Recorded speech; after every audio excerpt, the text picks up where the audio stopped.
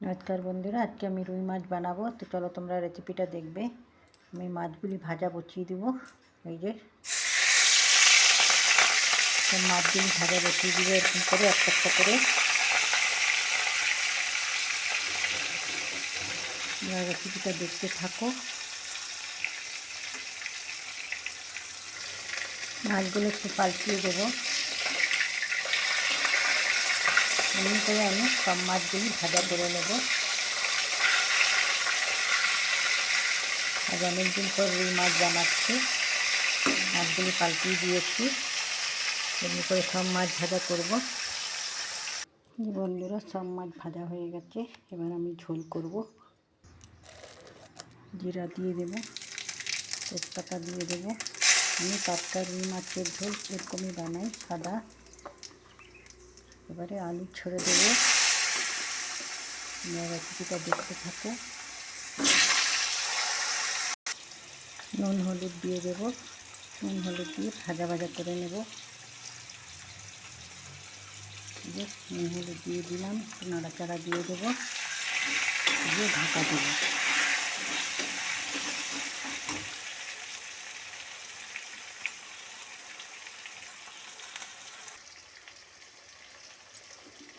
কাঁচা লঙ্কা দিয়ে দেবো, ঢাকা দিয়ে দেবো।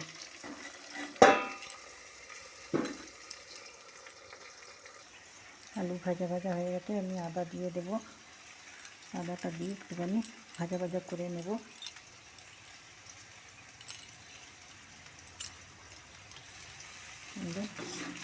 খুব ভালো করে আদাটা ভেজে নিলে পর ঝোলটার মধ্যে টেস্ট আসবে।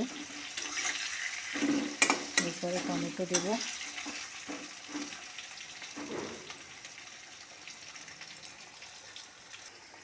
এবার আমি টমেটোটা দিয়ে দিলাম। টমেটো দিয়ে নাড়াচাড়া দিয়ে এবার মশলা দেবো।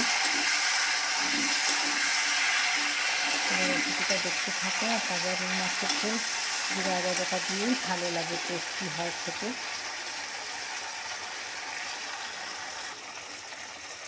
এবার আমি মশলাটা দিয়ে দেবো। এই যে মশলার সাথে একটু জলও দিয়ে দেবো, দিয়ে একটু নাড়াচাড়া দেবো। খুব ভালো করে মশলাটা কষিয়ে নেব। জিরা আদা বাটা, ধনে গুঁড়ো, এই সবজি মশলা, আর একটু ফিশ মশলা, গরম মশলা এইসবই দিয়েছি আর কি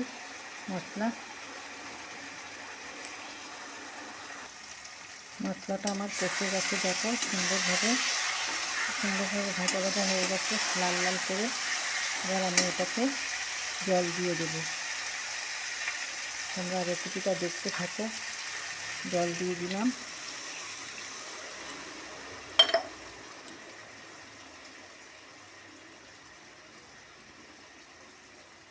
জল দিয়ে একটু নাড়াচাড়া দিয়ে দেবো।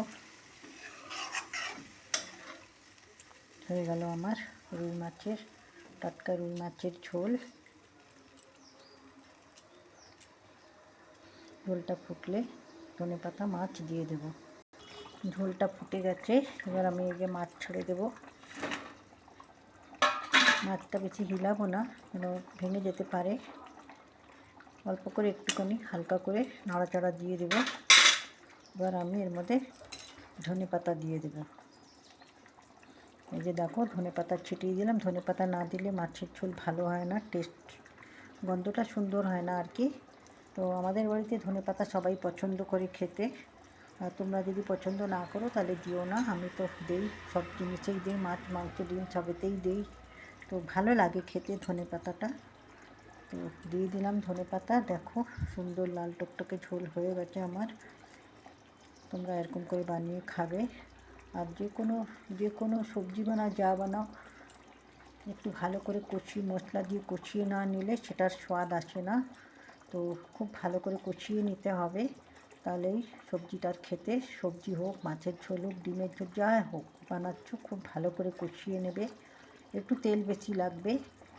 তো ঠিক আছে বন্ধুরা, আমার রেসিপিগুলি তোমাদের কীরকম লাগে একটুখানি কমেন্টে জানিও। তো হয়ে গেল আমার রুই মাছের ঝোল। রেসিপিটা ভালো লাগলে লাইক কমেন্ট করে দিও, শেয়ার করে দিও। আবার অন্য কোনো ভিডিওতে তোমাদের সাথে দেখা হবে। ঠিক আছে, ভালো থেকো, সুস্থ থেকো। তোমরাও এরকম করে বানিয়ে খেও, খুব ভালো লাগে। ওকে, বাই, টাটা।